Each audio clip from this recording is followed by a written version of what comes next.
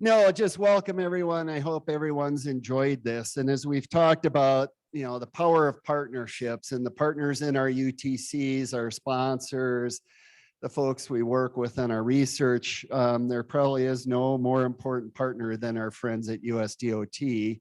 They're the ones who will manage this next competition, who work with us through our reporting and the questions we have about different aspects of the program. So we appreciate those partners. Amy and Robin, thank you for traveling here. We have our other partners online and looking forward to the comments they have. I just want to make one comment. Amy this fall will celebrate 30 years working in this with us for the UTC. So,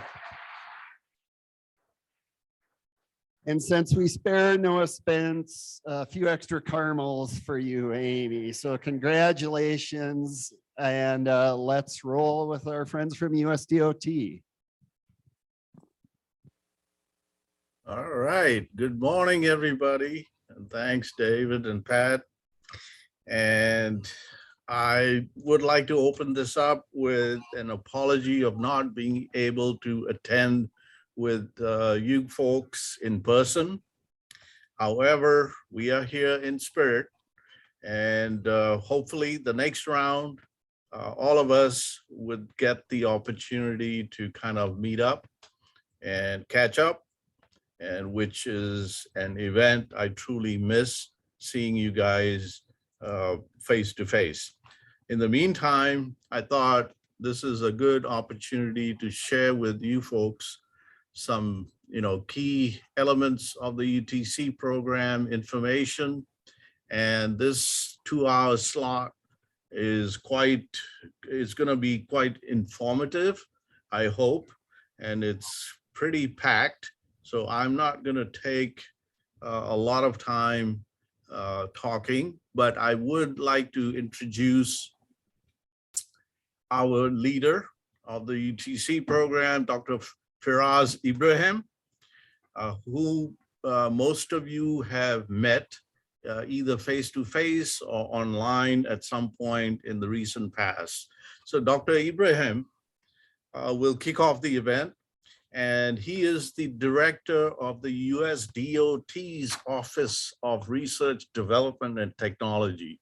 And in this role, he has been responsible and is responsible for setting the strategic direction and priorities of the department and overseeing the planning, performance, and integrity of the USDOT's $1 billion RD&T portfolio. Now, Dr. Ibrahim is also responsible for the administration of high priority multimodal RD&T programs, including our University Transportation Centers program.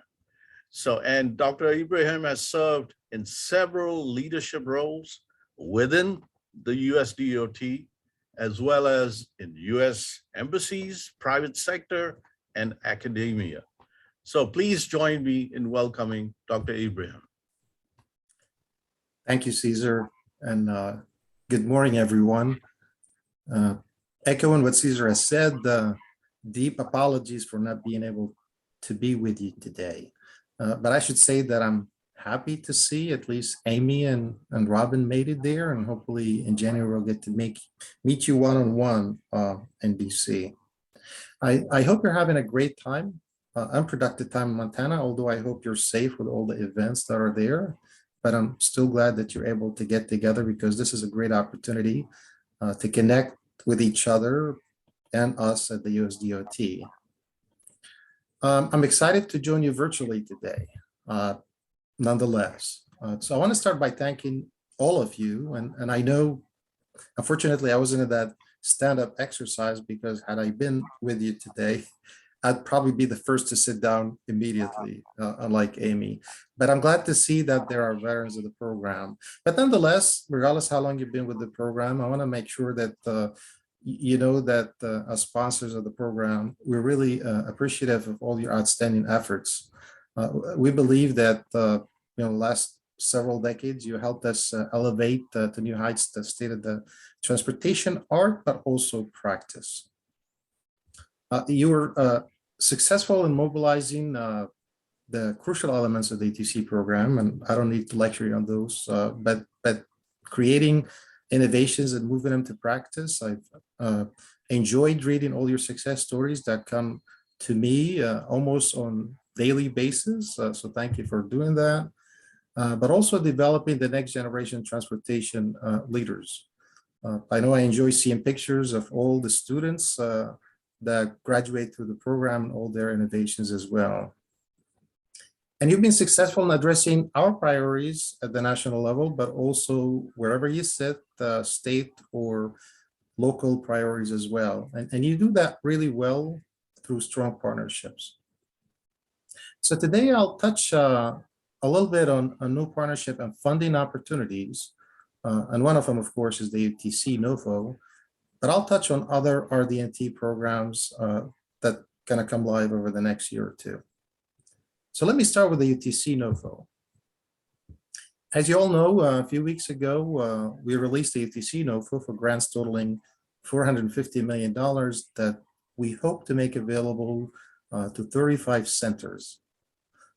We're really excited about this opportunity to be able to continue to support all of you, your universities, your faculty, your staff, and the students as well.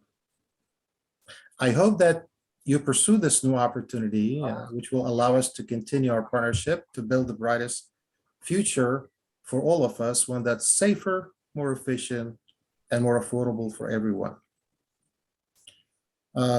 We look forward to your interests expressed through the letters of intent. Hopefully we hear from a lot of you in July, but also looking forward to your creative proposals.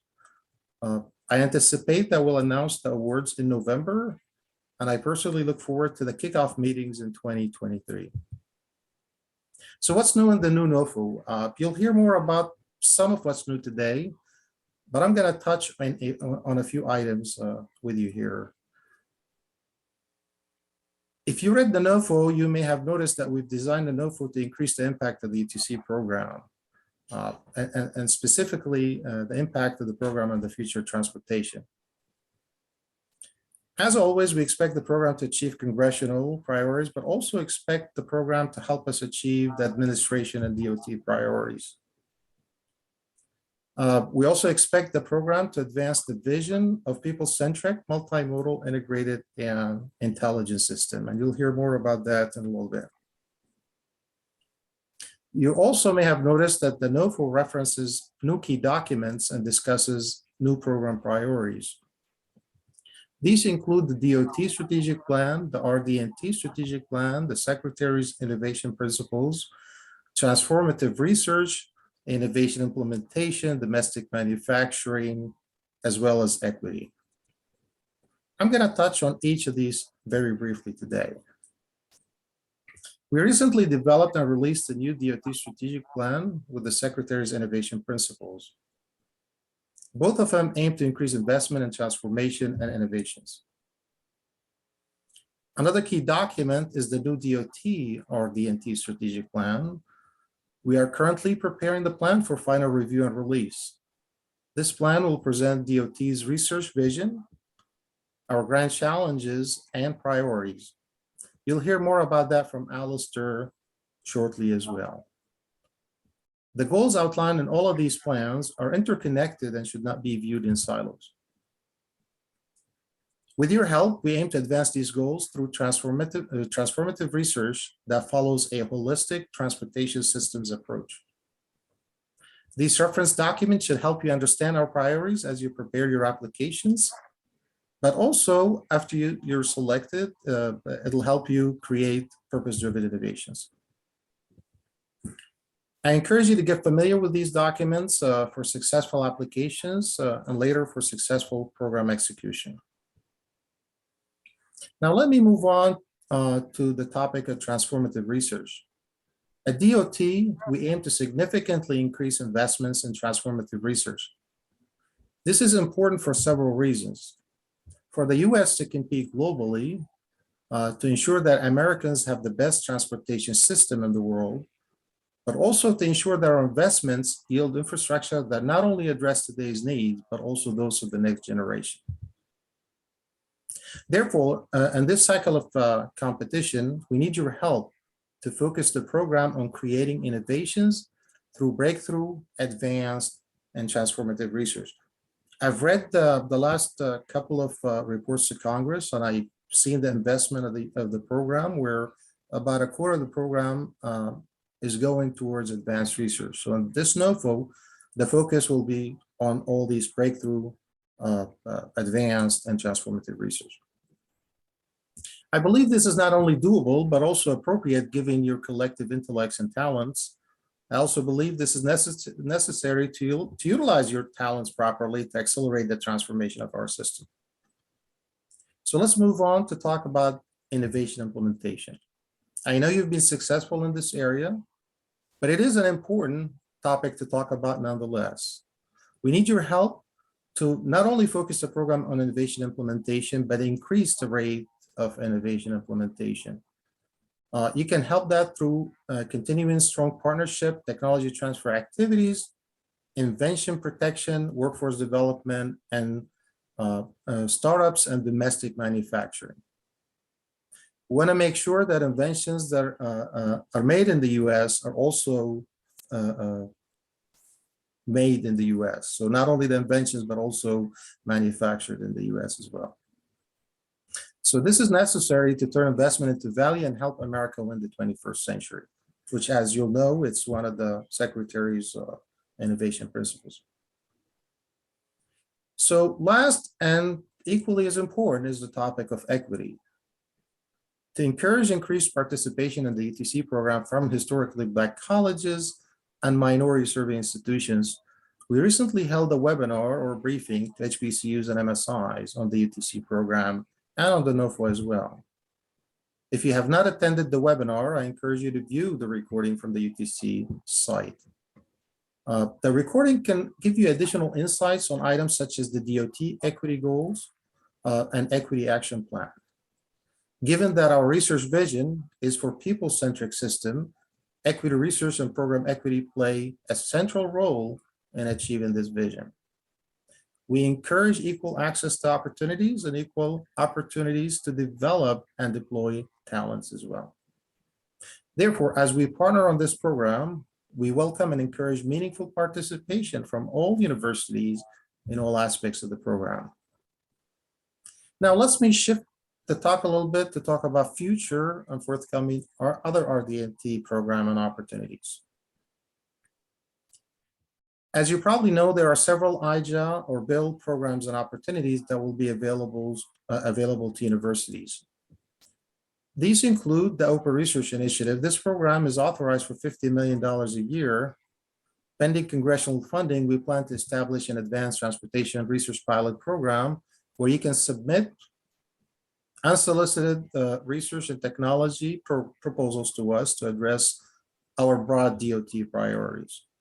The Open Research Initiative is in its initial program design phase. We're really excited about the program, should Congress act on funding, because it'll truly allow for open innovation on your end. So the least amount of restrictions on innovation that the DOT program will have. Another program is the Advanced Research Projects Agency for Infrastructure, and also known as ARPA-I. We're currently in the initial planning phase for that program in terms of staffing, budget, outreach, and program scoping. Another program called TRACE, which stands for Transportation Resilience and Adaptation Center of Excellence. This program is authorized, not yet funded though, for $100 million a year and intends to fund 10 regional centers and 1 national center. The program seeks to promote resilient infrastructure through climate vulnerability assessments, development and design, operations, and maintenance standards. The bill also added a new requirement titled Incorporation of the Department of Transportation Research.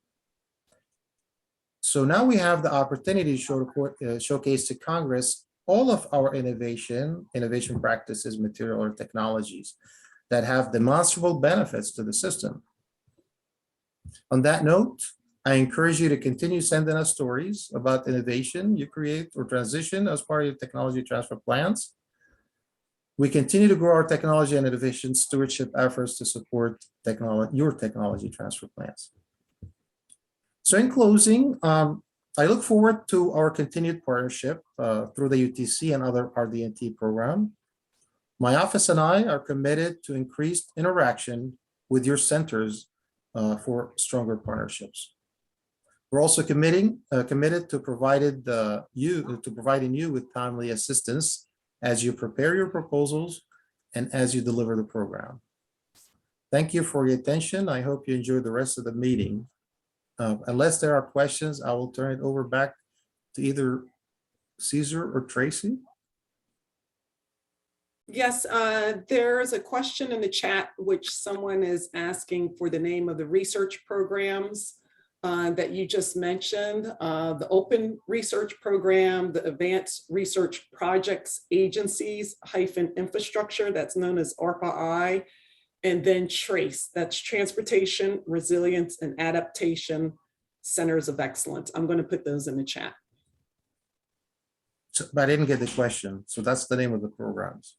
Are you answering the question or are you asking the question? Yes, I'm answering the question. Okay, thank you. Yeah.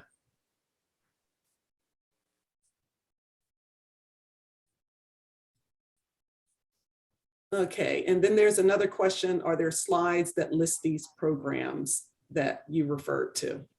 Yeah, I'll ask the ATC program to send you a link.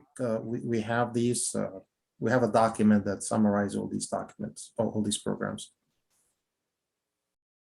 Next, we have Alistair Kane, who's going to present some information on USDOT research, development, and technology strategic plan for fiscal years 2022 through 2026. Alistair.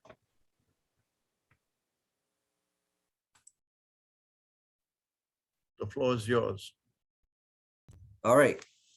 Well, hi, everyone. I'm calling in from Washington, D.C., and sorry I couldn't be there this time. I've had many great CUTC experiences in the past, and I look forward to meeting up with you all again sometime soon. And I think from Pat's 1998 reference, I think I arrived in Tampa in August 1998 to start my academic career in the US. So I just missed the CUTC meeting, it sounds like. But that's a great history. Thanks for sharing that. Yeah, I'm here today to talk about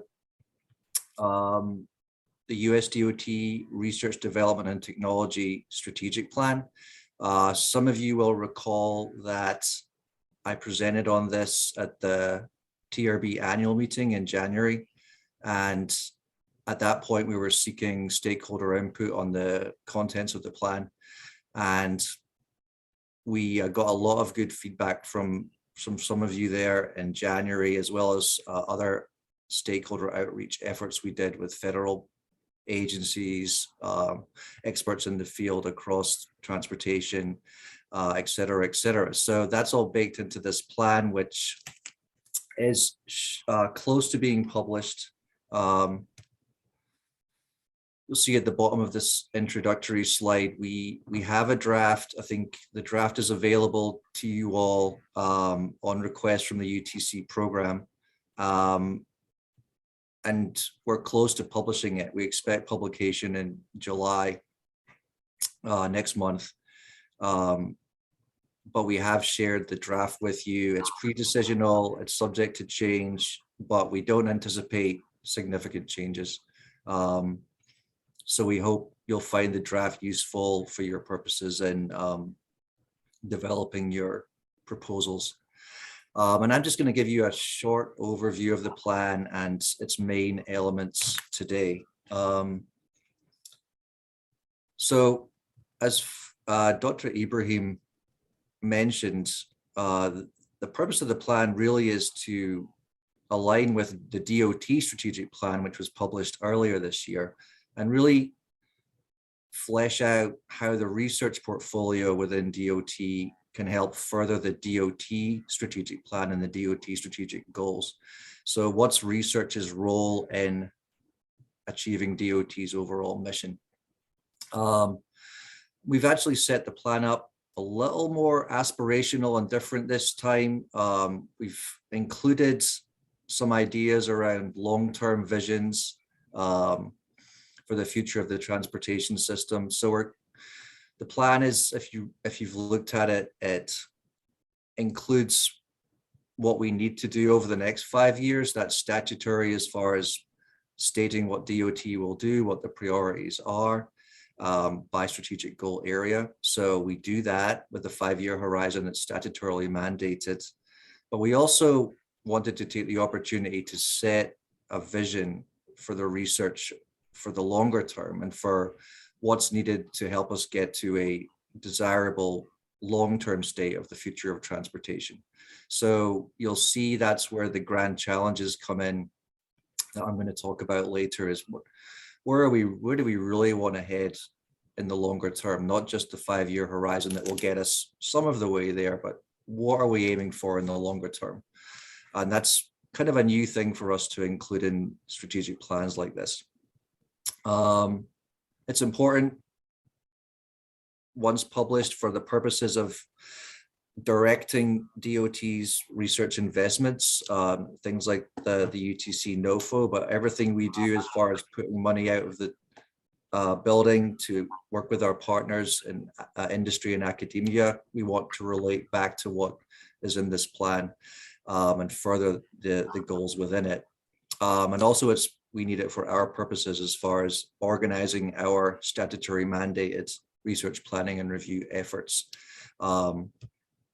as listed here. So as far as what we have to do, these are the parameters set by statute for what the plan needs to address and achieve. Obviously, we have the 6 strategic goals from the department, this administration. Safety is always the #1 goal for the department. But then we have some new ones: economic growth and global competitiveness, equity, and climate and sustainability are 2 major priority areas for this administration. And then transformation, which really is where a lot of the research work we do and investments we make come in. What can we do to transform the way in which people move and improve the nation's transportation system for all? Organizational excellence is one of the goals, but that's more of an internal goal, so we don't cover that in the RDT plan. And as far as what Congress wants us to look at, they've set out the 7 primary purposes in the legislation. So you'll see those there: promoting safety, improving mobility, reducing congestion, improving the durability of infrastructure, preserving the environment. So that's what DOT is ordered to address by Congress. And there's a new one this time under the bipartisan infrastructure law, reducing transportation cybersecurity issues. So those are the parameters within which the plan has been developed. But as I said, we've taken the opportunity to set a vision this time. Try and move my things around here. So the vision statement is a people-centered transportation system that provides safe, accessible, reliable, and sustainable transportation for all through purpose-driven research and innovation for this and future generations. So this is trying to give us a target as far as what is our research doing to help us get to a longer-term vision for transportation. And the graphic, I think, is an interesting way to illustrate where we're seeing the future going. And now I'm going to jump into some of the content of the plan. The plan is set up with a framework of strategic goals, underneath those research priorities, multimodal research focus areas for the department. Then we go down to research objectives, the outcomes of research that help us get to achieving those priorities. And then research strategies are the activities that help us move through objectives to priorities to achieving goals. So we're not going down all those levels today. We're just going to stay at the strategic goal and research priority level, the high level overview.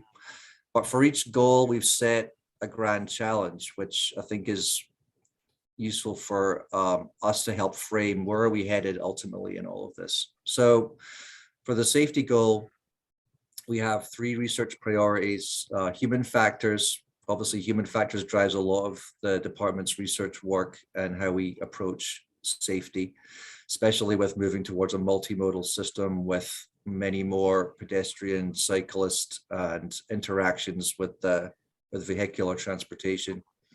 And obviously plays into automation, both surface and aviation. Data-driven system safety and cybersecurity are also there. Obviously, a major part of moving towards an intelligent transportation system is ensuring that the digital infrastructure, if you like, is safe and secure. So as far as our grand challenge here, it's really the department's goal of Vision Zero. How can we get to 0 deaths across the transportation system? And the department recently released a national roadway safety strategy with that goal in mind for the roadway network. So that's where we're headed really in terms of the safety mission, is how can we ensure there's no fatalities on our system at some point in the future. Economic strength goal. We have 3 research priorities here: advanced asset management, system performance, resilient supply chains, and workforce development. Obviously, resilience, as you will know, is a major part of the bipartisan infrastructure law. The administration and Congress wants to see a lot more work on how do we make our infrastructure resilient to natural and man-made threats, and how do we mitigate the impact of those threats. And I'll get to climate in a minute, but one grand challenge we've set ourselves is resilient supply chains. Obviously, this issue has become very pertinent at the moment with our supply chain issues related to the pandemic and the war in Ukraine. And obviously the nation is really feeling the pain of that right now. So how can we get to a resilient supply chain that can continue to deliver the goods and services that we need, irrespective of major issues, either natural or man-made?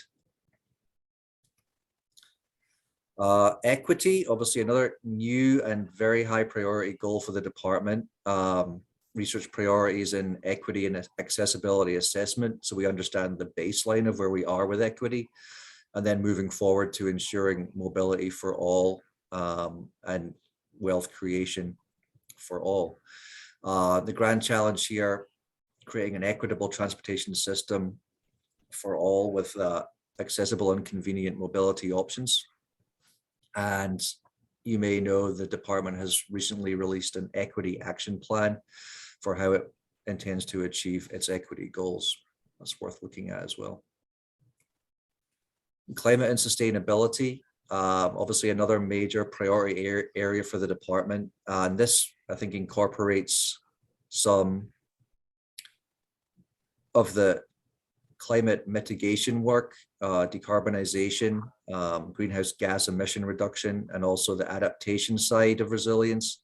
How can we ensure that sea level rise, natural disasters like wildfires and hurricanes can be ensure that the infrastructure is resilient to those threats. So we're doing a lot in this area. The grand challenge we've set is net zero emissions. Again, very aspirational, but we'd like to see if we can get to that point, create a transportation system with net zero greenhouse gas emissions. And finally, transformation. This is where we're looking at the role of research in getting us to that 20 or 30-year vision. Really, the key as we see it is developing an integrated system of systems, both physical infrastructure and digital infrastructure that can give us the connectivity we need, interoperability, and provide the real-time service that we think we need to get to that people-centered mobility solution for all. So the grand challenge here, we've just basically kind of reiterated that that's where we want to head for in the longer term, as far as providing a people-centered system. And then, you know, what can we do in the short and long term to get towards that? There's an interesting report the department put out on putting people first that talks about the role of smart cities and communities and relates to a lot of the themes mentioned around transformation and system of systems, etc. So that's an overview, I think, of what the plan includes. As I said, you're welcome to reach out for the draft plan, and also look out for the final published copy in next month. And I think to close, the general message from us and this administration is we need your help to reach those short and long-term aspirational goals. The role of research is to provide solutions to help us get to the position we want to be in and address the department's goals and congressional needs, but also think aspirationally about how far we can go here with the research investments we have. So we need your help, we need your brains and insights, and we look forward to working with you to get these goals achieved. Any questions or comments? Yes, Alistair, we do have some questions in the chat. I wanted to circle back around real quick, and I see Caesar is back on, and we'll probably meet Ferris. It states that in the NOFO, it is stated that climate change and its sustainability will be used to prioritize the selection. Will this criteria be applicable to all topics? Yeah, Amy can answer that, but let me just give a higher level response, which is it is applicable to all topics where appropriate. However, the selection criteria is well defined in the NOFO, which is a congressionally mandated selection criteria. However, at the second tier level, we may have the opportunity to use this particular criteria as well. And Amy, please add to what I just commented. Sure, there is something a little new in the NOFO this year. Currently, the statute requires the 5 selection criteria. That's the basic criteria. The department is currently requiring that climate change and sustainability and equity and reducing barriers to opportunity are included in all grant selection processes. So what we did, since the statute has to come first, that's the initial thing that reviewers will be looking for. But there is an overlay of climate, equity, and also taking language from the statute, meaningful inclusion of a minority institution, as somebody referred to it as a tiebreaker. I'm not sure that's what it is, but climate and equity can, we think, be included in all 7 of the priority areas in some manner. So that's where we're coming from on that. Thank you, Amy.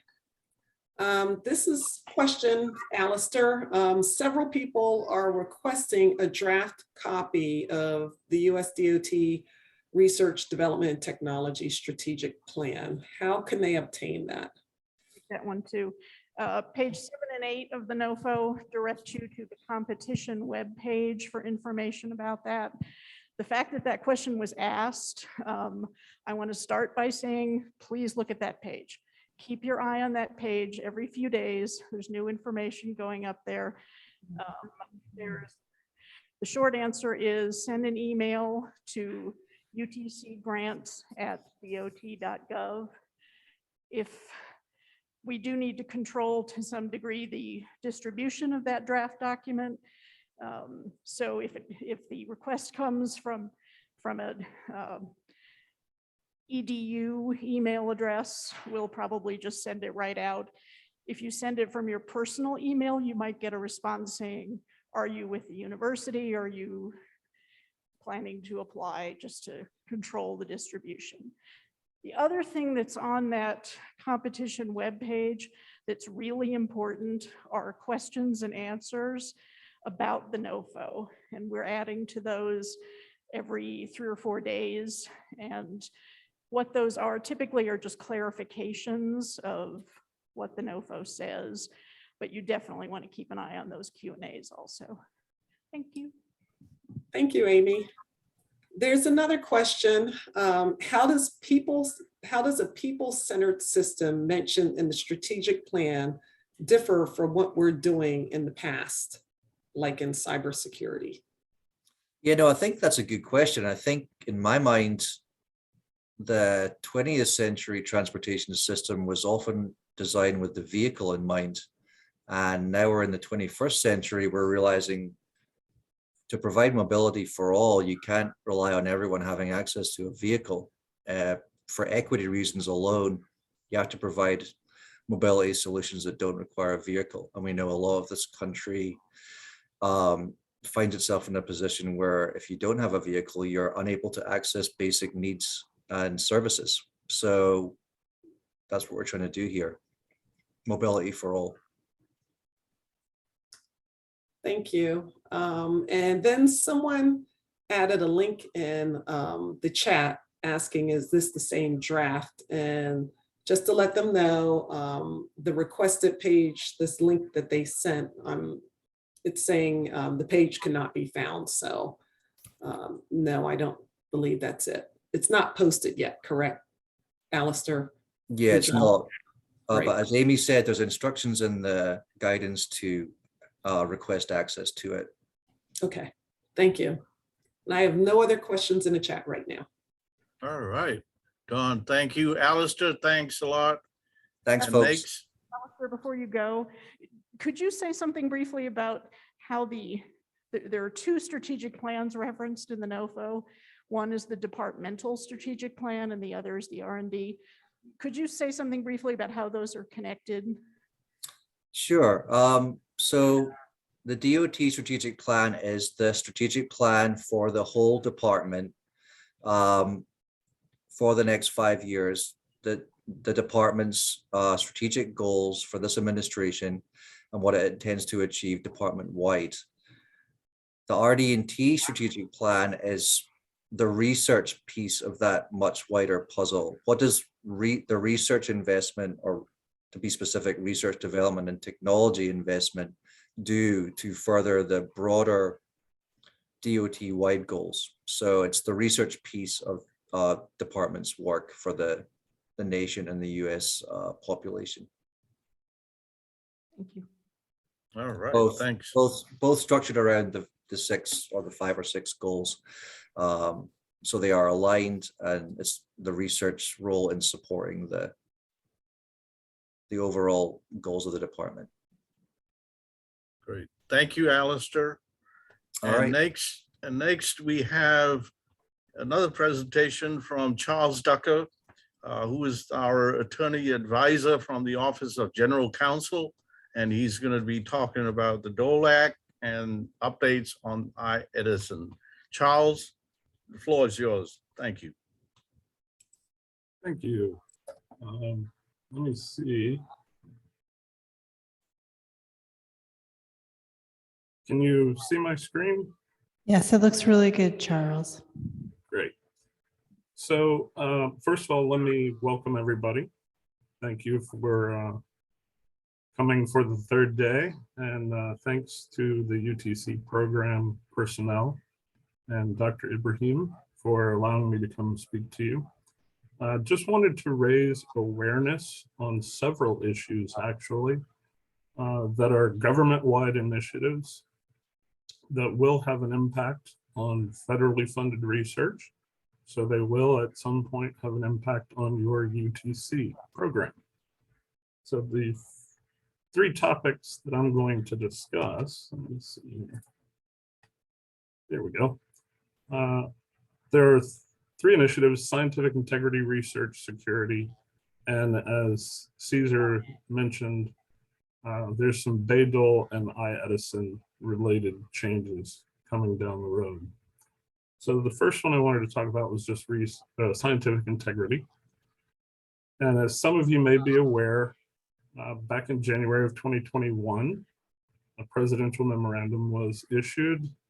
The goal here, obviously, coming out of our shared experiences with COVID and some of the questions that came up with regard to the trustworthiness of science and what was happening with the CDC. It's just an attempt to make sure that we can restore that trust. And one of the things they have asked us to do is to go through all of the departmental scientific integrity policies and update those, try to make sure that they are attaining these objectives. And obviously these are pretty clear. We're trying to avoid any improper political interference with how you plan, conduct, and the conclusions that you reach with your research. And then we're trying to make sure that that research is shared, that it is not suppressed or distorted in any way.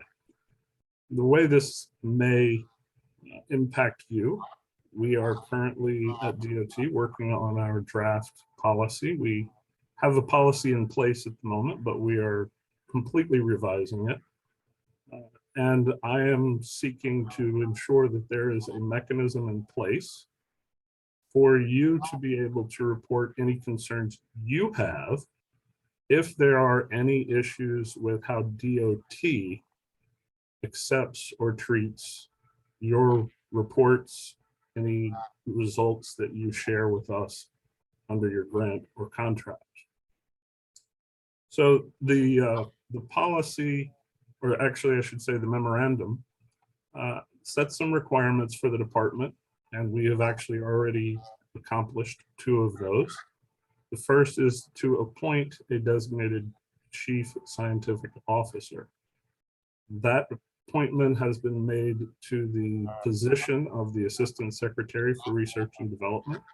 At the moment, that position is being in an acting capacity filled by Dr. Hampshire.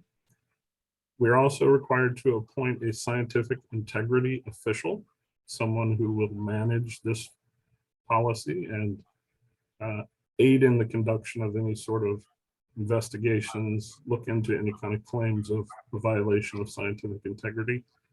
That position has been designated as the Director of Research, Development, and Technology, so Dr. Ibrahim. The other thing that it requires us to do is the one that we're working on right now, and that is to revise our policy. So just wanted to make you aware that there is an initiative underway to do that, and at some point that should be publicly available for you, and hopefully, as I mentioned, it will have a mechanism for you if you believe there are any sort of issues where you can report something through either Dr. Ibrahim or one of our appointed modal scientific integrity officials. So the next slide, or the next topic, is actually research security. Some of you may have heard there have been in the last few years a number of prosecutions of federal grantees and contractors, primarily based on the failure to disclose certain relationships that they have with foreign governments. These incidents have arisen primarily because of National Security Presidential Memo number 33 and some prior statutory requirements that were put into the National Defense Authorization Acts as far back as about 2018, primarily for DoD and DOE, but this new presidential memorandum has expanded those requirements to the rest of government. The National Science and Technology Council has recently, in January of 22, issued some guidance on how we should be implementing the requirements of this. Now, the objectives are simply to secure our R&D endeavor against foreign government interference and exploitation. Unfortunately, this has received some rather negative connotations, as it is primarily directed towards certain countries who have had a, we'll just say, aggressive attitude towards trying to reach out to a lot of researchers. So the memorandum requires of all participants in the federal R&D enterprise to disclose certain information relating, and these are important terms, to potential conflicts of both interest and commitment, and requires reporting individuals, so that would be all of you, our researchers, to obtain a persistent digital identifier and to use that in all of your communications with us. It's a way for us to begin tracking all the work we do with you, the funding you've received, the funding you're applying for, that sort of thing. So I said those two terms, conflict of interest and conflict of commitment, were important. And so I wanted to give you sort of definitions of what those are precisely. Conflict of interest is basically financial in nature. And it's anytime you have a financial interest or relationship that could significantly affect how you do your research, what you're doing research on, how you're going about doing it, who you're reporting it to or not reporting it to, and who's providing the funding for that. Conflicts of commitment are actually pretty much what they sound like. It's competing interests. So if you have a second position at another university, if you're assisting in research at a foreign university, if you have some commitment, this is typically of time, that gives you a conflicting obligation where you're not going to be able to commit the time you were supposed to for the federally funded research. These are things that the federal government wants to know about before you receive your award, as well as throughout the time that you are working on some award program. So this is, again, just a rundown of exactly what all falls under those two definitions. And essentially, it's any kind of organizational affiliation, any employment, an appointment to a position. You can see here, it doesn't matter whether it's full, part-time, or voluntary. It doesn't even matter if it's an honorary or a visiting position. They want to be aware of any potential conflicts. There's also a requirement specifically for foreign talent programs. Many governments, foreign governments, have established what they refer to as talent programs. You may be familiar with China's 1,000 Talents program. This program, if you are part of, or if you are applying to be a part of one of these programs, you need to disclose that to the federal government at the time you're applying for your grants, or if it occurs during a grant, when it occurs. We always want to make sure we understand any potential conflicts. You also need to tell us whether you're receiving any form of support from any other entity. So it can be direct, indirect, in kind, does not matter. So we're talking, you're employed by a university, let us know that. That's coming with financial support. Perhaps you hold an honorarium somewhere, or you're sitting on a board of a company. If that comes with or without a salary, we need to know. Also, there's other kinds of support, in-kind support. So perhaps you're being provided with research facilities, equipment, office supplies. Perhaps someone is providing you with additional personnel to work in a lab, or even visiting researchers and students. We want to know about any kind of support, any kind of direct or indirect funding that you may be receiving. And so who's required to report? Earlier, I said it was everyone that is part of the federal R&D enterprise. So this for you is any principal investigator, any key personnel. So for UTCs, that would be the folks running the UTC. It would be the lead person at each of your consortium members that is handling a sub-grant. And it would also be obviously all the principal investigators involved. We want to know where those conflicts may lie. It also includes those of us here in the federal government. So program officers, those that are going to review the results of your work, any members of advisory panels or committees. So the folks that will be doing the competition for the UTC, I suspect those people reviewing the applications will be required to provide some of this information as well. And then obviously it extends to our own researchers, anyone that works at a federal lab or facility. And that includes anyone working at what we refer to as a GOCO, government-owned, contractor-operated lab or facility. The last thing I want to talk to you about is what Caesar actually mentioned, which is Bayh-Dole and I-Edison. And I just wanted to raise your awareness that there is presently an executive order that is in the works. I have seen the draft and provided comments back to the White House. The purpose of this EO is also what Dr. Ibrahim mentioned earlier. It is an attempt to leverage the federal R&D enterprise to enhance domestic manufacturing, to create an environment where we eliminate or at least reduce the invented here, make it there model that is so prevalent in the US right now.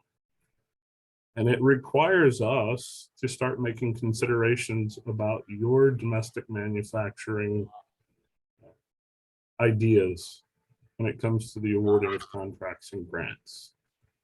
So if there's going to be a clear direction in the research towards creating a thing, an invention, if you already have some concepts of domestic manufacturing, who might be able to make it, where it might be able to be made domestically, those sorts of things can be included in your grant proposal or your contract proposal.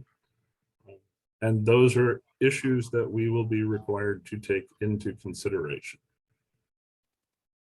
So most of you know, under Bayh-Dole, whenever you are using federal funds and you create an invention as part of that research, you're required to report it to us. And the process is pretty straightforward. You report it to us, you decide whether or not you want to keep the rights to that invention. And if you don't, we take it and do what we want with it. You get a license to use it for your purposes.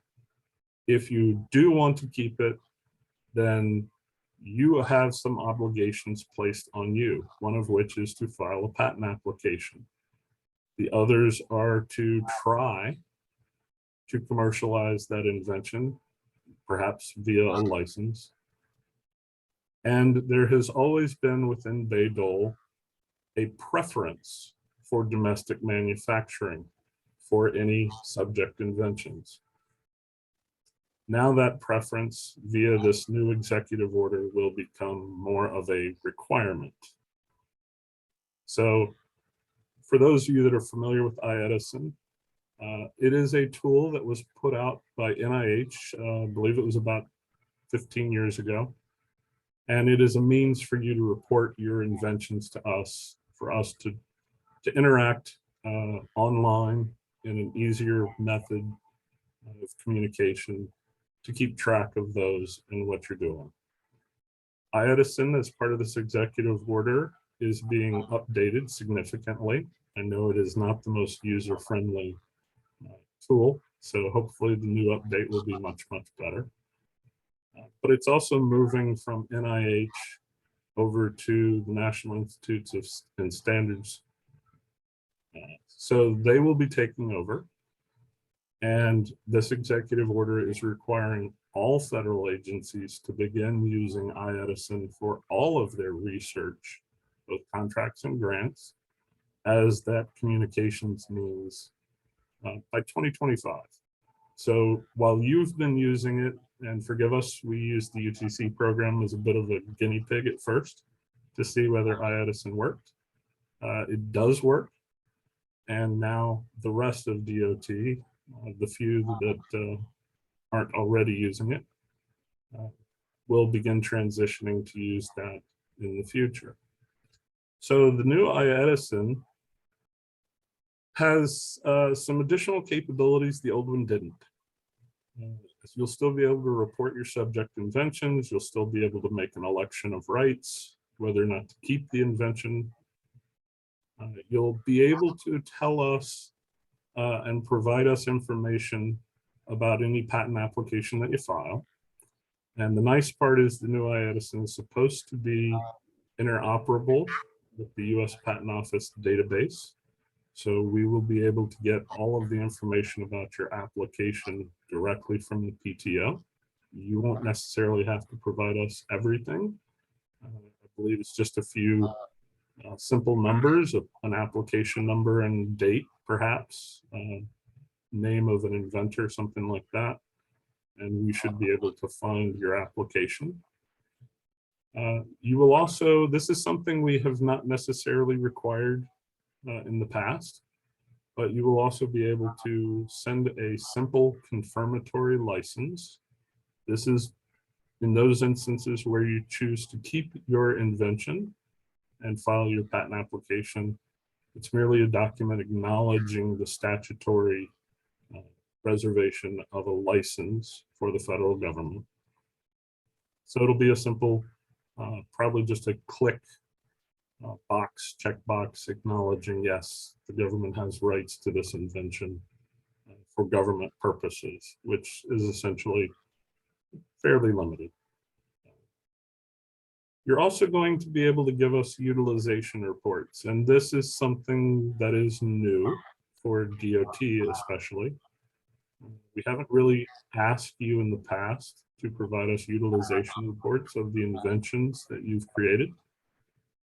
Now you will be required to provide us at least once a year the status of an invention. Has it been commercialized? Has it been licensed? If it has been licensed, to whom? And what kind of revenue are you generating from that in terms of royalties? We want to know these things so we can track the return on investment of the federal investment in research and development. The additional thing, and this is where we're probably going to get the most questions when this goes into effect, which is later this summer, and that will be waiver requests. So as I said, domestic manufacturing will now become more of a requirement and less of a preference. So if you have a federal funded invention, you will now be required to find a domestic manufacturer. If you cannot, and you have a valid basis for doing so, you can request a waiver from that requirement, which would allow you to manufacture overseas. However, and this is the part that gets a little bit more involved, the new draft executive order requires us to negotiate with you an alternative economic benefit. So it may be creation of jobs, continued investment in some domestic manufacturing, or continued investment in the development of the invention, or alternative economic benefits of some sort. But we cannot grant a waiver unless we obtain some alternative economic benefit. So there will be a process through iEdison for you to file a waiver request with your supporting documents, explaining the reasoning and perhaps proposing an alternative. And we will be able to look through that. We have been given timelines by which we have to make decisions for you.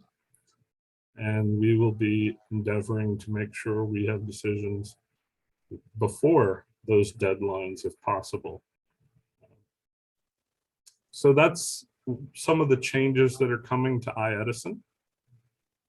And I will open up the floor to any kind of questions you may have. Thank you, Charles. There's lots of communication going on in the chat right now. Just to let everybody know that recordings from this session will be made available on the CUTC website next week. Tracy has posted that on there. Also, Leighton Christensen wanted everybody to know if you need any help with your orchid to please contact him. And during his presentation, he can provide you with his email address and telephone number. I do have a question here, Charles, as it relates to the foreign affiliations. Do you want the center directors to send this information directly to the grant manager, or is there a formal mechanism that the center directors should be using? That's a good question. And first, let me remind you, I'm just simply trying to raise awareness today. These requirements have not been put in place as yet. The department is still working on all of these initiatives. So I'm sure there will be additional guidance coming down the road. Right now, I would suggest if there's something you want to report to the UTC program, you can probably submit that to your grant manager, and they can at least be aware of it. If it becomes something of a concern, perhaps, then we can work with you to try to deal with that. But at the moment, I would tell you this is merely just I'm raising a flag. Be aware this is coming, and you may want to start collecting some of that information for yourself. So in the next applications, or if you have an update to some information perhaps you've shared in the past, you know who to provide that to, and that it needs to be provided. Thank you. We do have an additional question. Will the domestic manufacturing requirement be applicable to a software utility patent? It will be any invention that is developed under federal funding. So whether it's software, whether it's a method or process patent, or whether it's a widget, a patent for a thing. All of those, any kind of domestic manufacturing will, or any kind of patented invention will require domestic manufacturing. Now, I would suggest to you, and I'm certainly no expert, that a software patent, if it's purely just software, should be fairly easy to find someone to make copies, or even putting it and making it available online for sale would qualify as domestic manufacturing. Okay.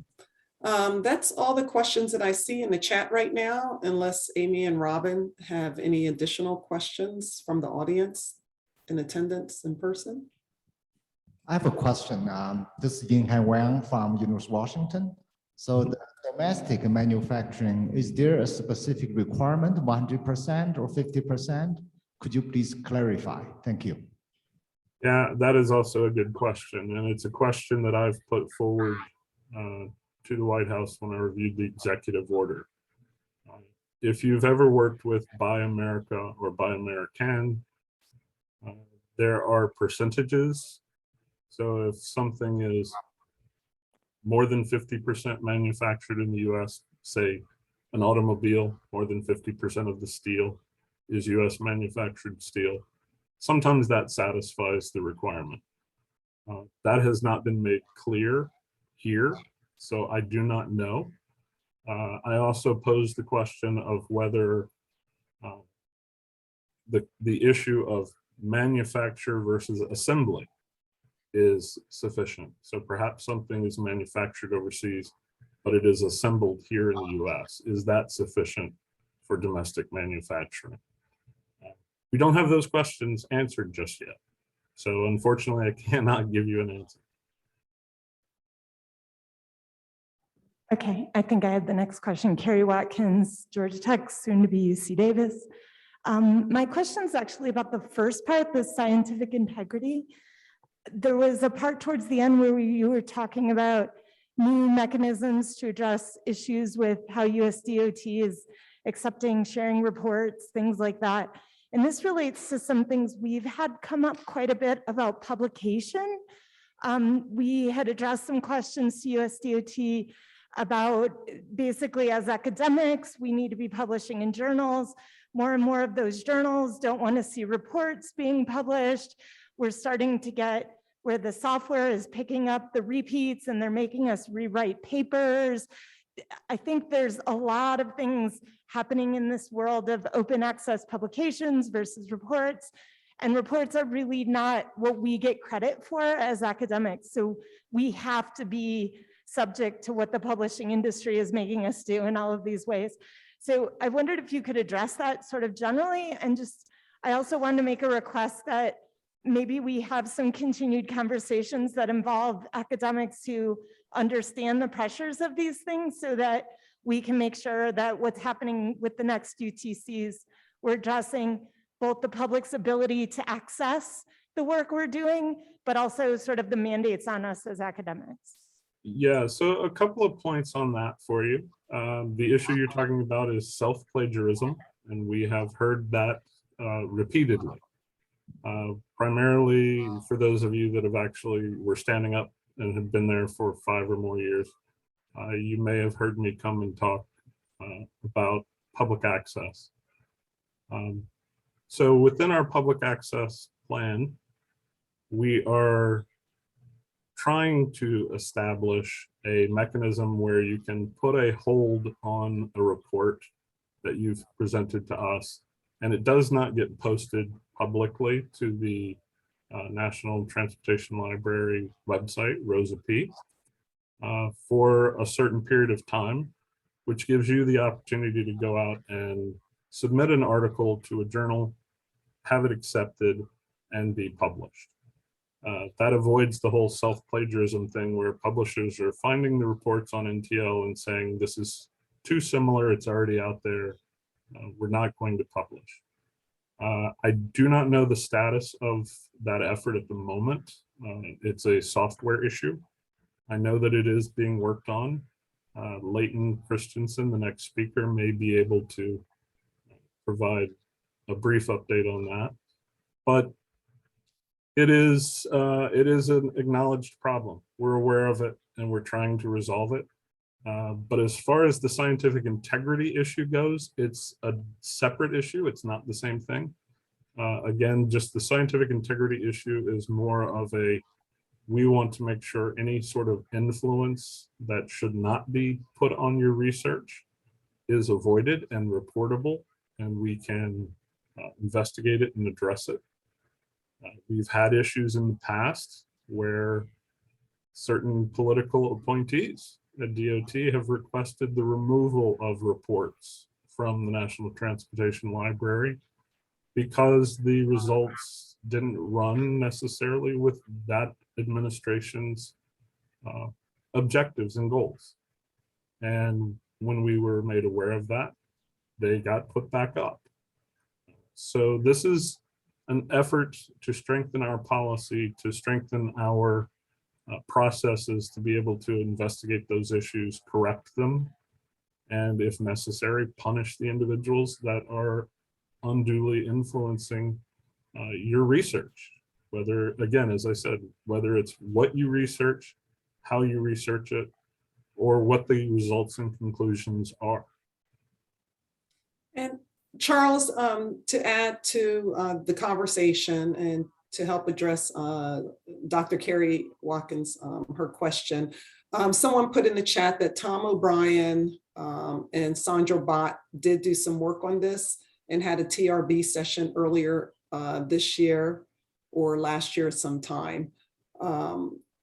So Tom O'Brien might be in the audience that can address this a little bit more.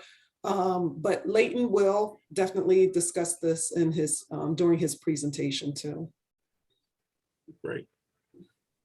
Hi, this is Jennifer. All right. I just have a clarification question, and I was listening carefully, and I think I understand it.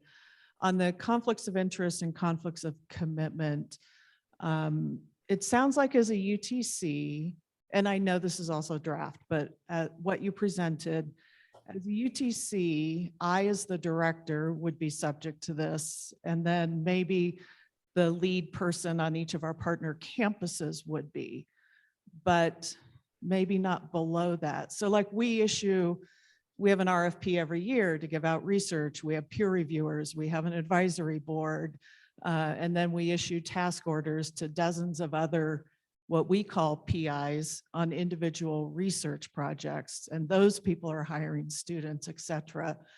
It sounded like it would not apply to all of that. Correct. Okay. So obviously this is going to impact anybody handling the federal money. So you as a center director, your principal investigators at all your consortium members, and probably the directors of their efforts would absolutely be covered. And then it's going to be any other key personnel that are critical to the functioning of your UTC. Anybody that has a decision-making capability that impacts the research that you're doing.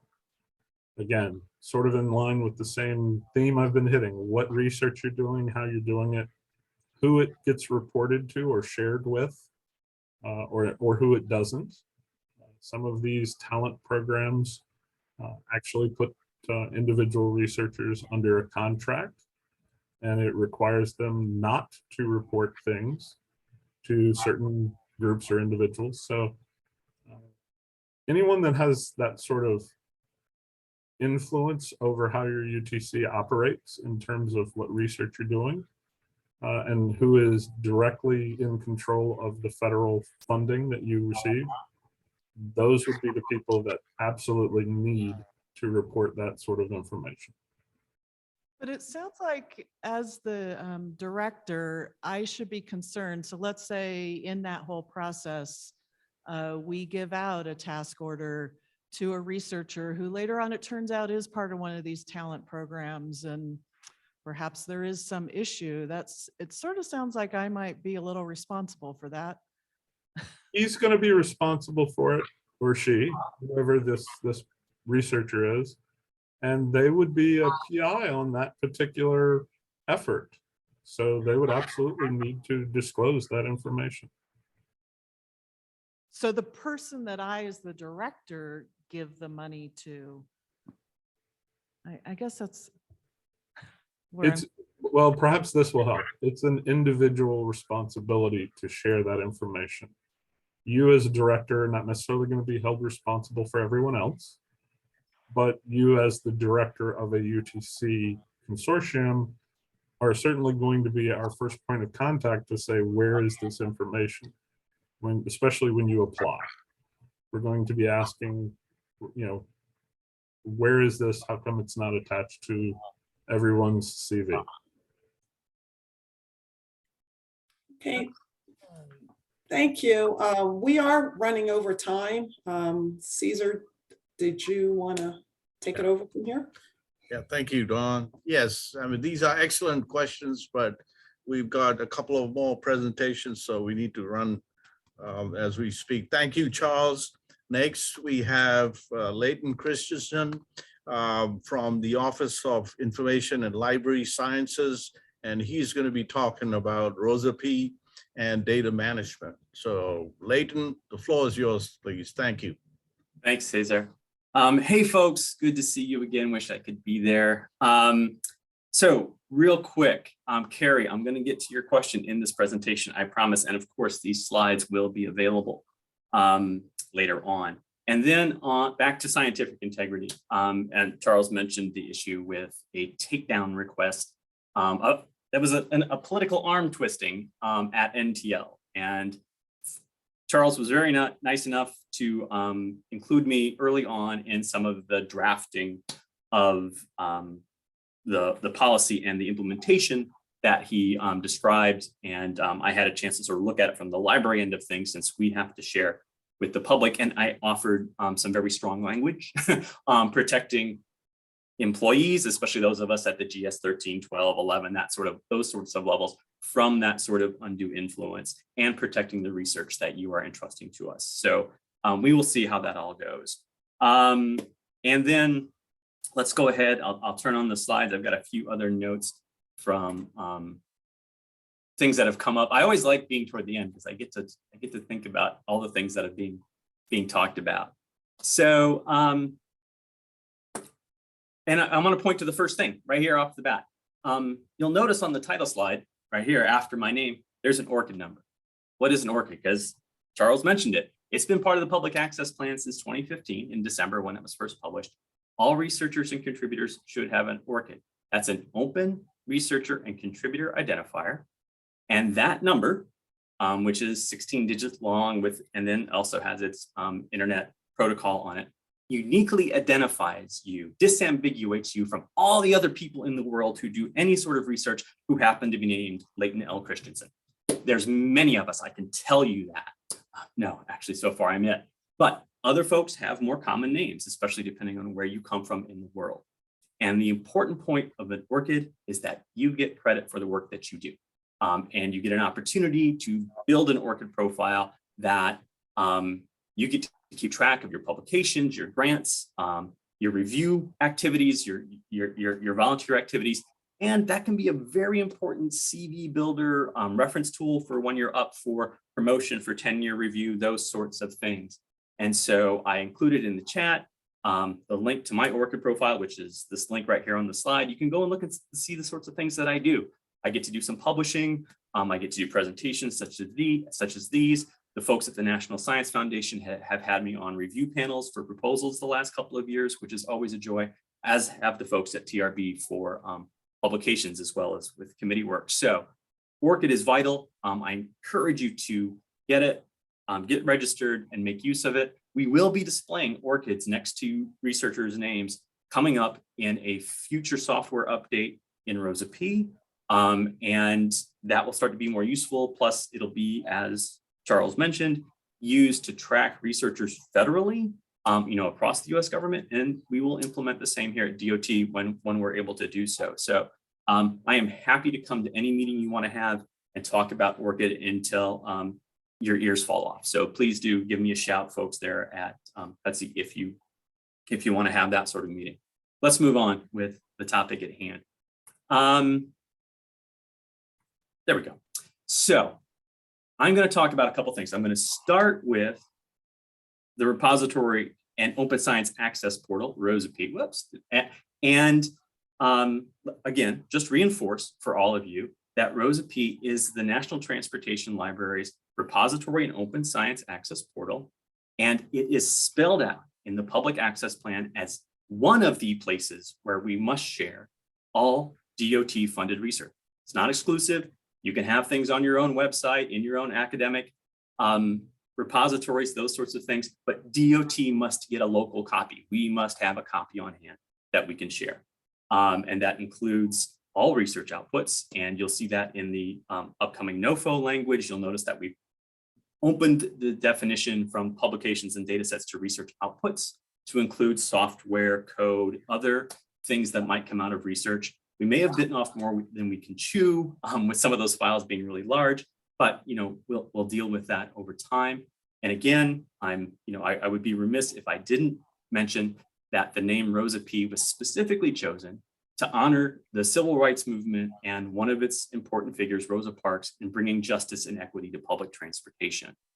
And so it was a very deliberate choice on our part, we want to honor the struggle and sacrifices there. Moving on. So those of you who have been engaged with the UTC program, who had to stand up for a long time there, you may remember that the DOT UTC office used to keep up a web page with links to all of the funded research outputs. And any of you who have tried to keep a list on HTML knows that at some point that's hard. It's not very sortable. It's not very user-friendly. At some point, the page gets huge. It's a hard task. And eventually that was discontinued at DOT. But the desire to have a UTC research collection in one easy to locate address at DOT has remained.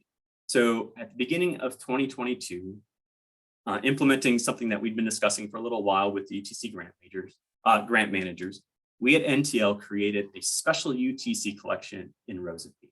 And you can reach that either by navigating to the collections page in Rosa P and clicking the UTC collection button, that great big button with the logo up here, or you can use the DOI down here, which will bring you to the collection results.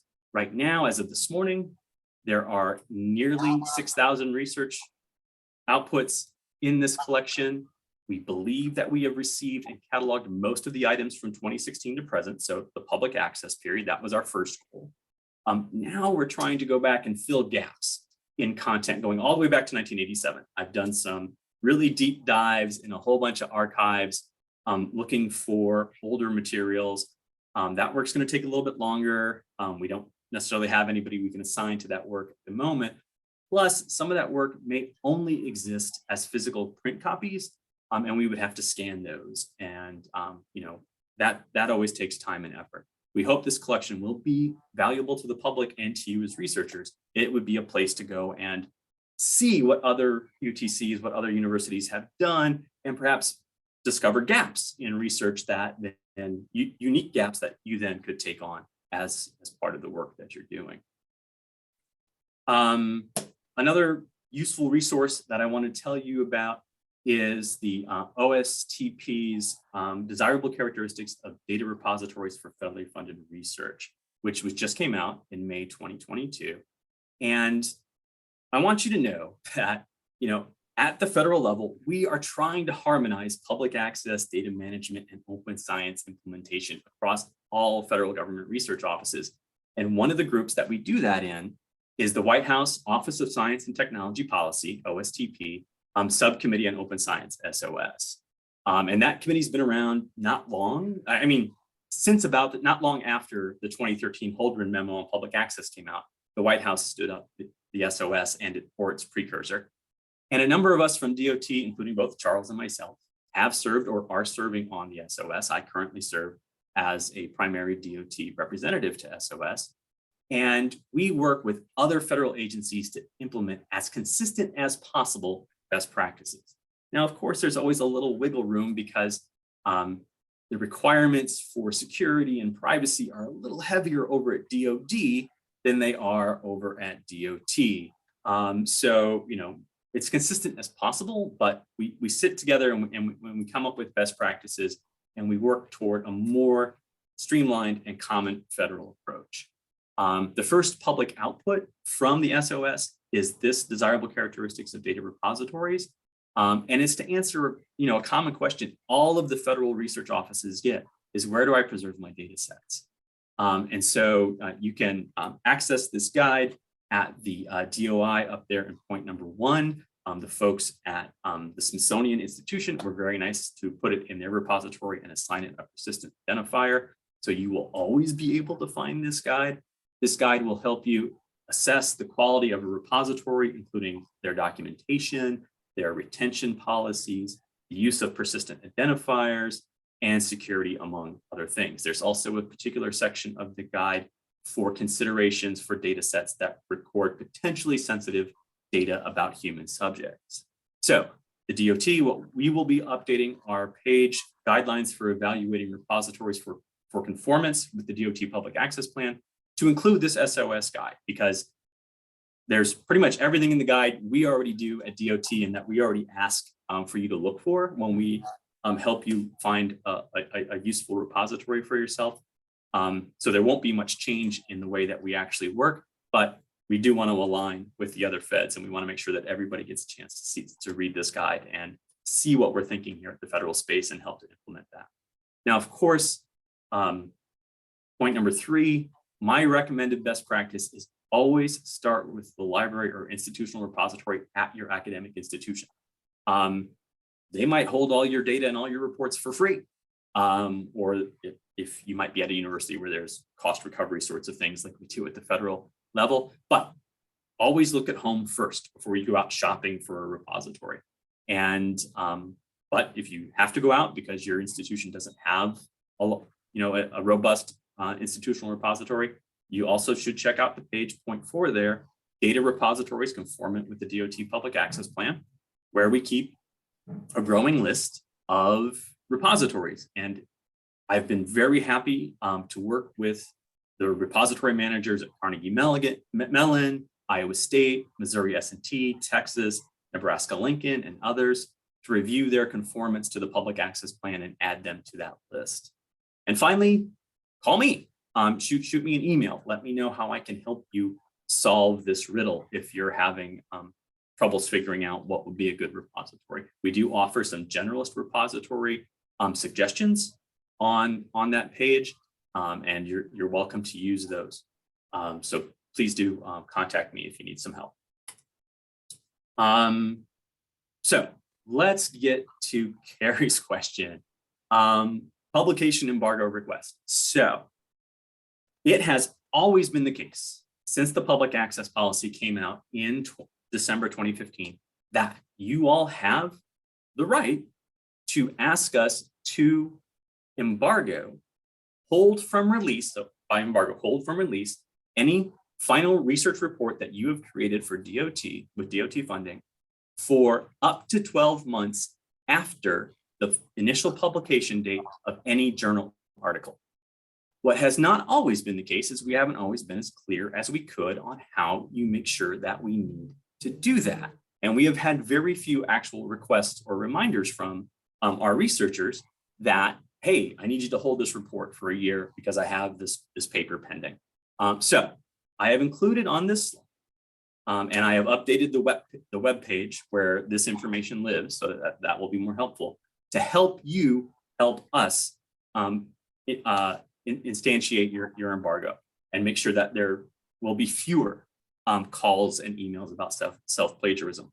So what I'm asking you to do at the time when you submit to DOT is that you make a very explicit embargo request. Don't just attach the report and say, hey, we're turning this report in at the end of our research project, here it goes. If you have a journal article pending, we need you to do a couple things. So when you're submitting report or a final peer-reviewed manuscript to NTL Digital Submissions at dot.gov, please include a paragraph such as what I have included here. And in fact, if you copy and paste, you'll be way ahead. So the paragraph reads, a version of this submitted research report or manuscript is being or has been submitted to the journal title for peer review and publication. The expected publication date is month and year.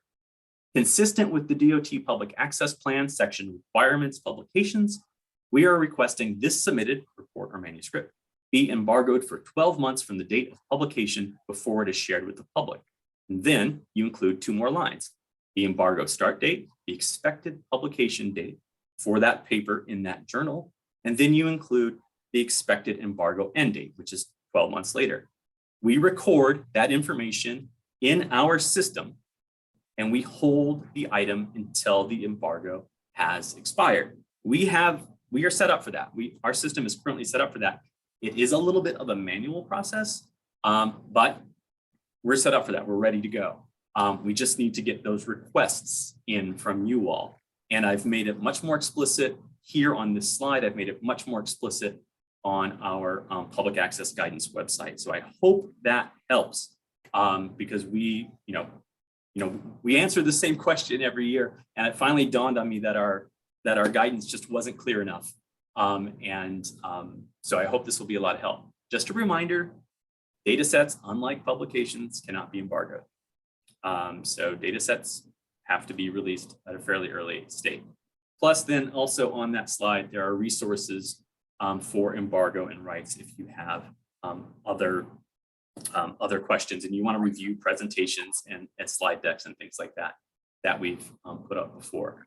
Now I want to stop sharing for just a second, and I want to address just a couple of things that have come up from earlier speakers. So as Dr. Ibrahim mentioned, and as Alistair mentioned, DOT is,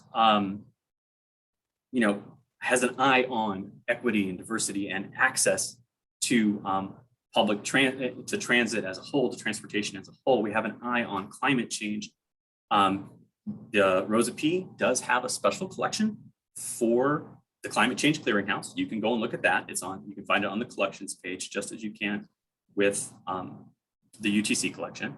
Plus, we are interested in equity and inclusion at NTL, and we are planning to do a diversity audit of the holdings in Rosa P, especially the UTC collection, so that we can identify gaps. Where has research focused and where has research maybe missed an opportunity? It's Pride Month. I will tell you right now, me and the other LGBTQ plus IA folks, we're not represented very much in transportation research. We've had some great research at TRB, some great presentations the last couple of years on arrested development and how Black Americans often negatively are impacted by police actions in public transit settings. But we know from anecdotal evidence that transgender folks, public transit is a bad place to be. That's where gay bashings happen. That's where trans bashings happen.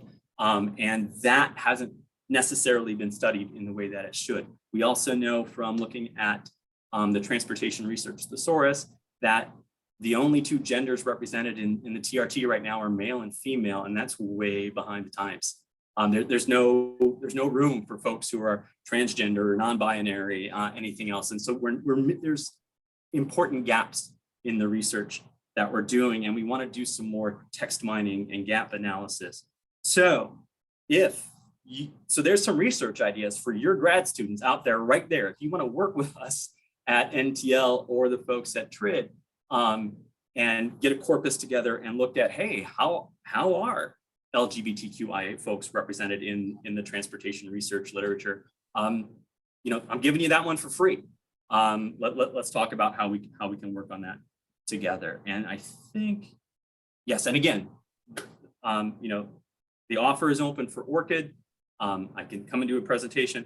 The offer is open to come and talk a bit more about submissions and getting that embargo in there. So with that, I will stop and run it over to questions. Okay, thank you, Leighton.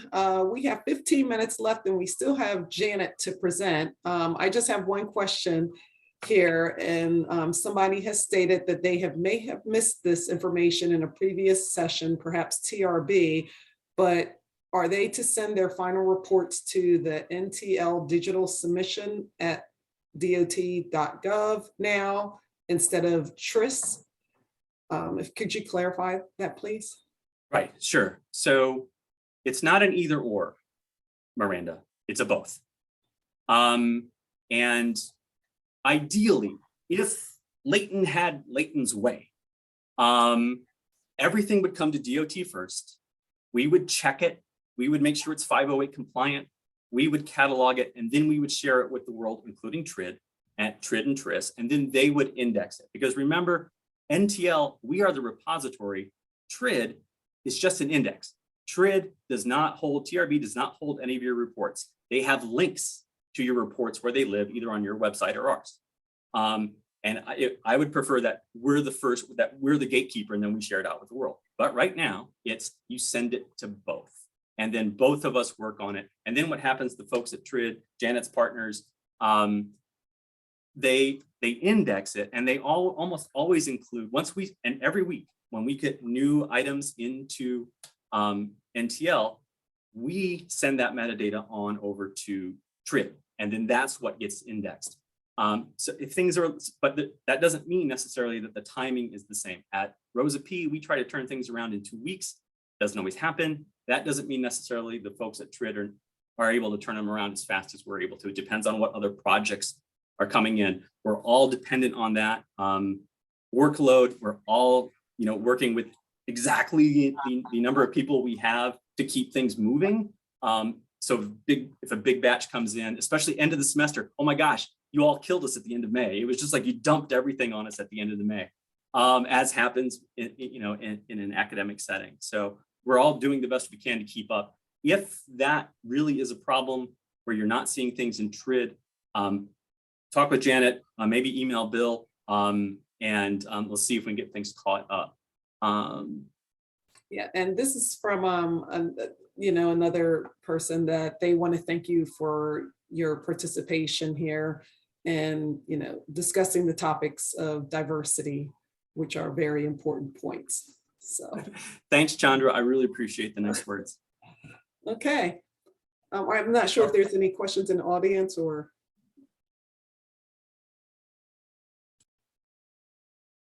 Okay, Caesar. Okay, thank you, Leighton.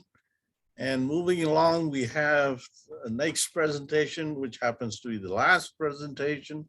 Next presentation is by Janet Daly from TRB, and she's going to present updates on RIP and TRID. Thank you. Sorry about that. Thank you, Caesar. I'm in the somewhat awkward position of being the only one on this panel that's here in person, and I'm also not with USDOT. So I'm Janet Daly. I'm with TRB. I'm not with USDOT, but they kindly let me attend and present in this panel because we manage and maintain two databases that you use a lot, TRID and RIP. And since you guys are so important to us for contributing your research, and we know that you use it and your students use it, we wanted to give a few updates and reminders on how to use it and what's new.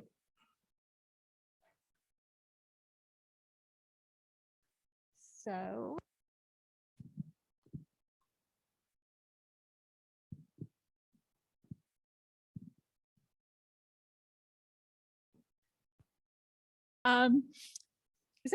So it is required that you enter your projects in RIP and your reports in TRID, submit them for TRID for all USDOT UTC recipients. It's also required if you get federal funding from some other source, you need to enter your projects as well and your reports. And if you do have projects that aren't funded by the federal government, but that you want to have in RIP, you want to have them publicly available, then please submit those as well. It's also really important that you include your grant number on your RIP record. That's one of the things that Amy and Robin and company use to search and find the RIP records. So include your grant number. There's a field that says contract grant number.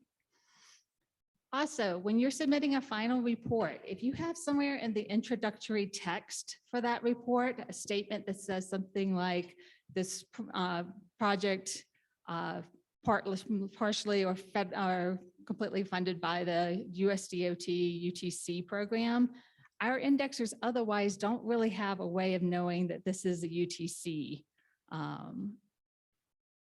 project report, and so they need that so that they can mark it in TRID.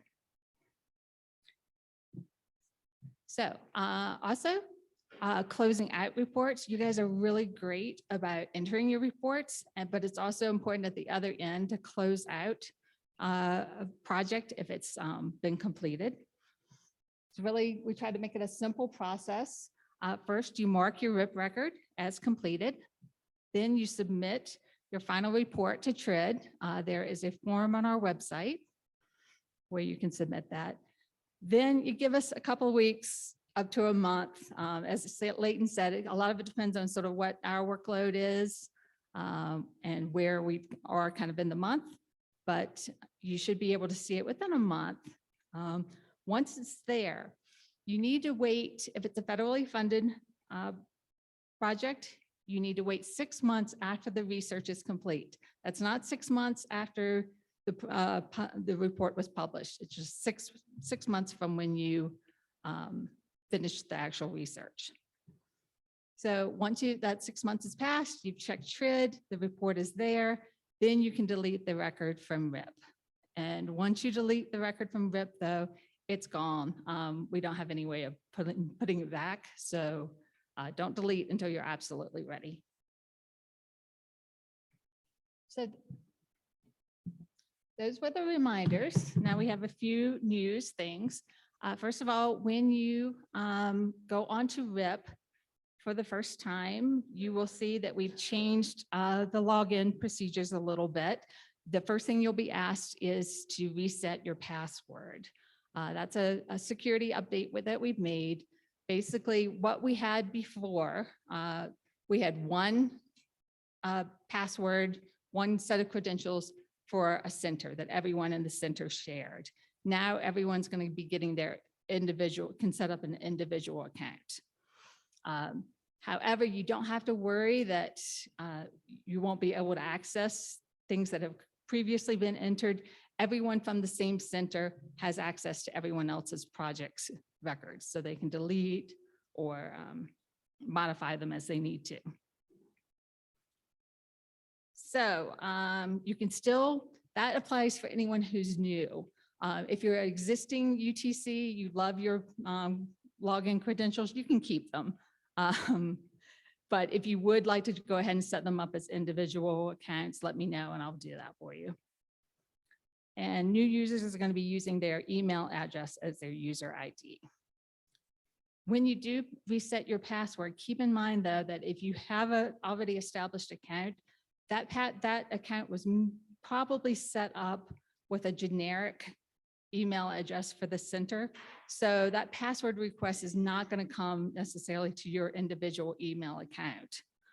So be aware that the first time you do that and it looks like you didn't get the password reset, it's probably because it went to the generic center address.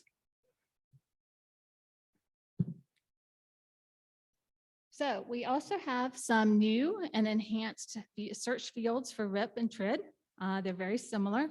Now you can search subject areas. You can search either an and search or an or search. For example, if you want highway and safety, everything but highway and safety, that's an option. If you just want highway or safety, you want the very broad universe, then you choose match all subjects listed.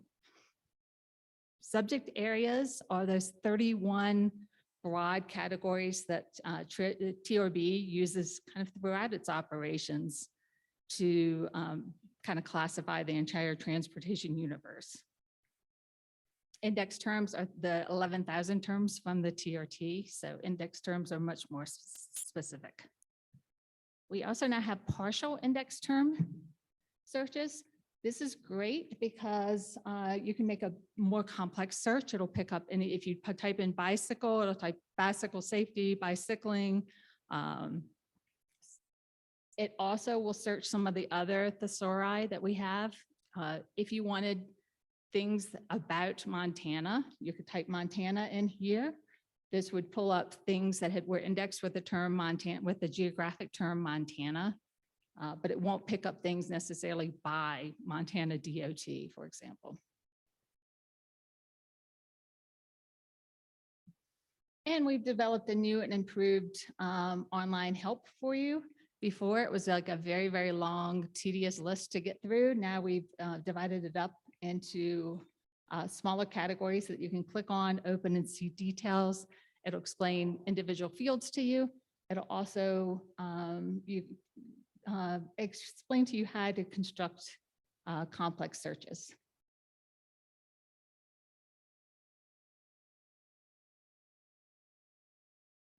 There we go.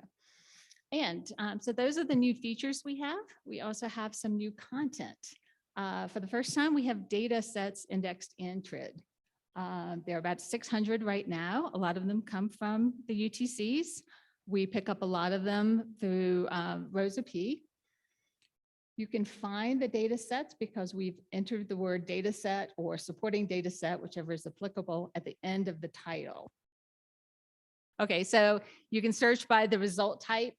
You can also, we also included the URLs for both the data set itself and the final report that it supports. And this is very exciting to us because this is brand new and you guys are the first ones to know about this. We now have data management plans indexed in TRID. We don't have many yet. We only have 4 from UTCs, but as we get them, this is what the record will look like. You can search for it by, we've included data management plan at the end of the title. We've also included it as a TRT term, data management plans, so you can search for it that way.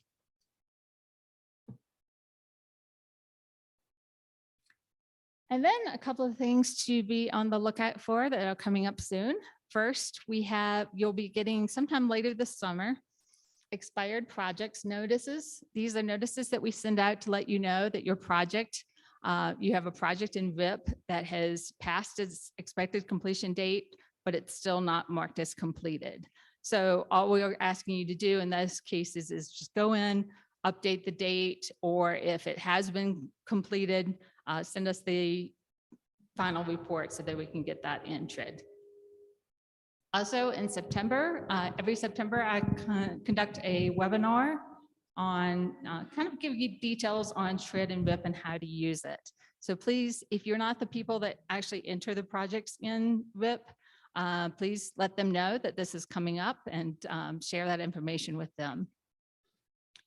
And as always, you guys are a very important audience for us. So if you have any questions or if you have any suggestions on what we could do to make it a more easier, more efficient process for you, we're happy to help. So with that, answer any questions? Hi, Janet. This is Lisa Kay from Carnegie Mellon University. And first, thank you for all the help. I send out messages like, oh, I don't know what I'm doing. Help me with this. So thank you for that. 2 things that you brought up that I was curious about. One, the data management plans that will be added or could be added into the system. Are those for the UTC as a whole, or are those for the projects? And how do they get entered? We don't have very many yet, so we're sort of still trying to fill this out a little bit. Probably when you submit them to, you kind of have your submission package of everything. That's where we've been picking them up from. We've been picking them up from when you've submitted them for Rosa P. And that's probably how we'll continue to get them. As far as whether for the center itself or the individual report, I think right now all of them are for individual studies or individual projects. Okay, my second question is about the expired project notices. Who's going to get those? Is it the PI? Is it the reporting organization? It's the person that enters, the person that has the RIP account. Okay, So- thank you. Could I follow up to Lisa's question? We do have data management plans for the centers themselves from all centers. Is that something that you would also want, or do you prefer it at the individual project level? I think that the ones that are for the individual projects are probably most useful for the public. Okay, great, thanks. And Janet, this is Amy Stearns, and I apologize for not asking you to be prepared to answer this, but as the result of the coming competition, there will be some centers who are closing.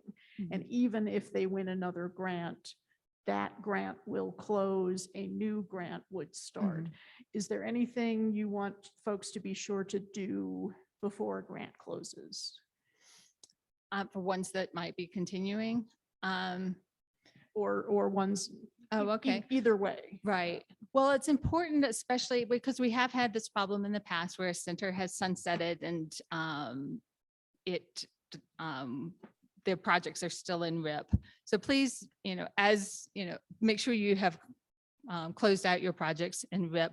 Also, if you can maintain because we have URLs, make sure that your URLs are going to redirect to somewhere that exist, so that it's not a broken link. Those, I think, are probably the most important things, is making sure you've closed out your projects, make sure you've submitted your final reports to us, and make sure that the URLs are somewhere that will continue to exist. Janet, can you hear me?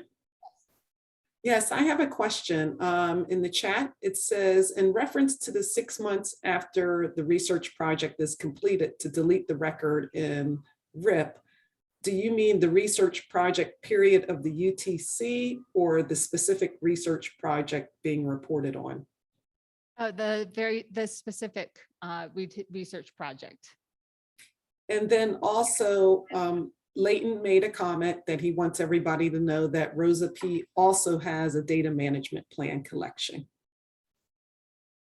Yes, I think that's where we're getting ours from right now.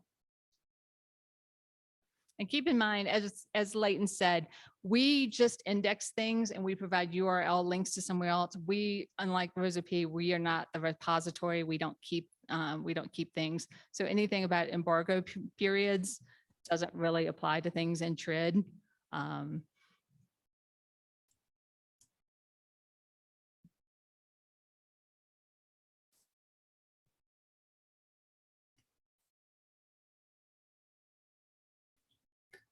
I don't have any additional questions in the chat right now.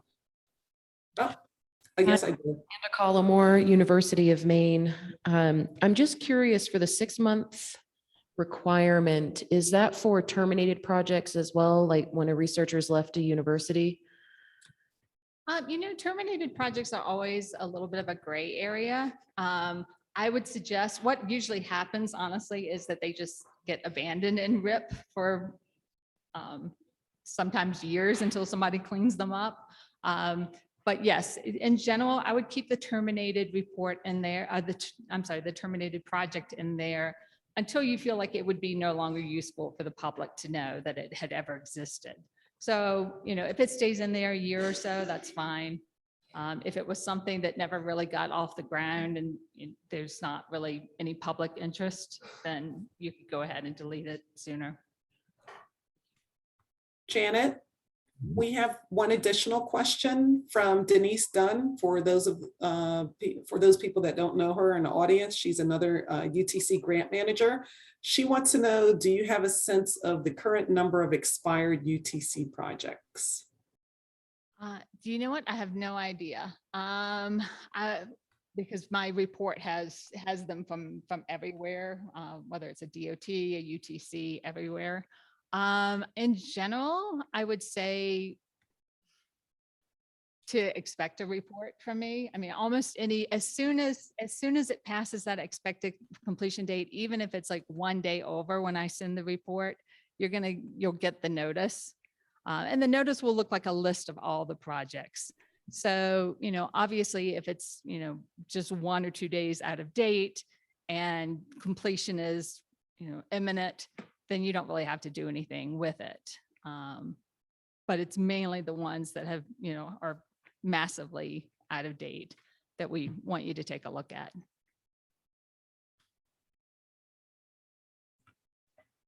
Okay, I don't see any additional questions in the chat. Caesar? If not,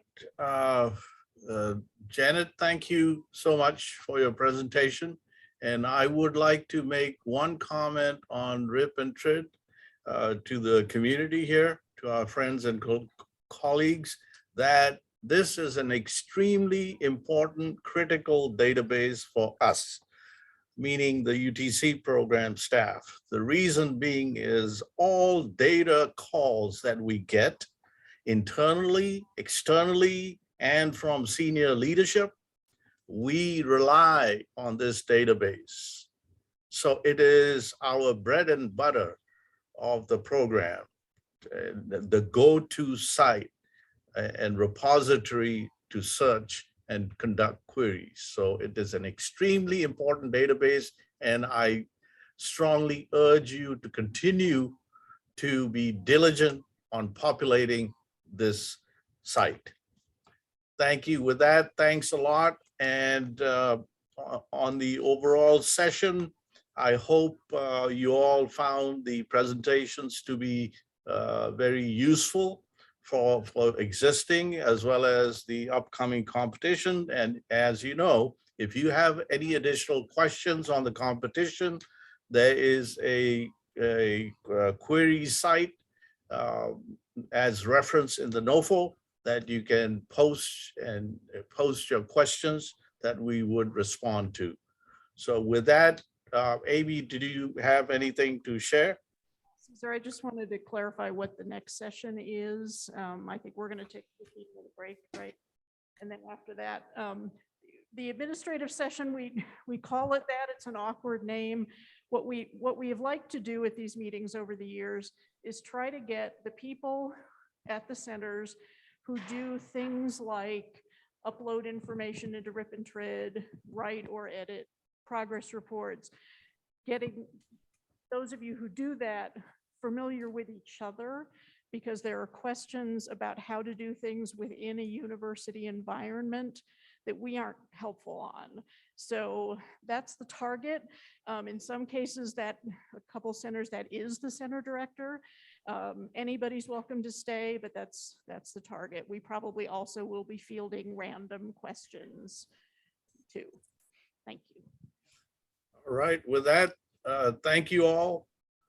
And hopefully we'll see all of you face to face in the next upcoming events. Thank you, David. Thank you, sir. And thank you again to all our panelists from USDOT. Thank you for your very important information. Hand to all those folks, please.